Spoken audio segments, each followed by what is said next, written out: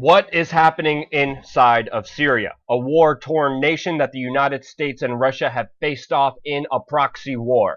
In this video, we're going to talk about the latest breaking developing news and its geopolitical effects. As we are speaking, there are rumors that the United States and Russia have reached an understanding that Syrian President Bashar al-Assad will leave the country and step down a part of the future peace process, according to Lebanese Al-Harats newspaper. The British are also reporting with their diplomatic unnamed sources that this is true. But according to the Russians and according to Bashar al-Assad himself, this is not true in any way, shape, or form and is completely false. As we are speaking, the Syrian government has just had a major victory inside of Palmyra, and Assad is defiant.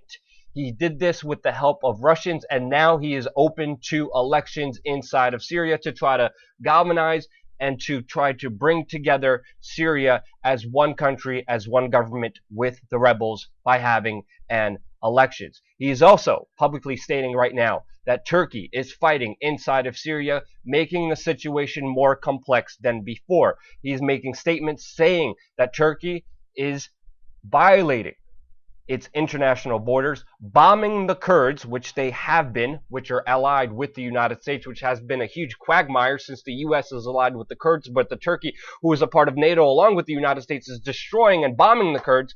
He is saying Turkey is fighting inside of Syria and that Syria is ready for total war with Turkey inside of Syria, which is an extremely complex situation unfolding right in front of us. The British are responding to Assad's offer of an election to try to unify Syria, to try to end the civil war with the rebels by scoffing at it and, of course, dismissing Assad's offer. The United States is answering back, saying that no government will ever be recognized that has Bashar al-Assad in power. As we know, the U.S. foreign policy main goal for a number of years now was to overthrow Bashar al-Assad, and that's why they have been supporting so many rebels, including ISIS. Now, Russia is responding back by maintaining most of its military aircraft and equipment inside of Syria. 2 weeks ago, Putin has made a statement that he is withdrawing troops, that he is ending military operations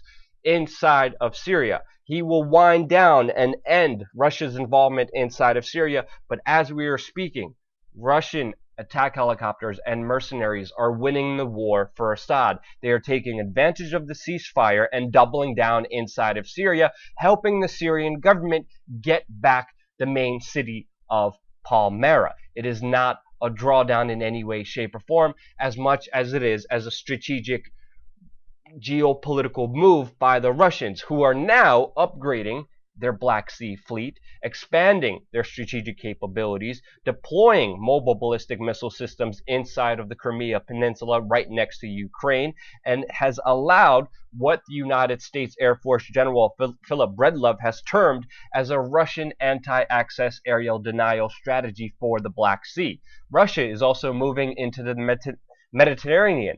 The Kremlin has recently signed an agreement with Cyprus allowing its ships to have access to Cyprus ports. It has begun building and upgrading 4 separate naval and air bases on the Mediterranean coast as part of its entry into the Syrian conflicts. Russia is not backing down in any way, shape, or form inside of Syria because of these failed peace talks, and it has actually been spotted that they have sent a nuclear ballistic missile inside of Syria, according to people on the ground. The Russians are not backing down, mainly because the United States is not backing down, because they are building up their troops inside of Europe all along the Russian border. The Russians are vowing to step up their military strategic moves, just like the United States is against Russia. As we know, Russia has been facing off with the United States not only geopolitically with its military moves, but also economically by aligning itself with China. They have just increased their oil exports, and economically, politically, and militarily, they are joining together to form a stronger alliance against the petrodollar.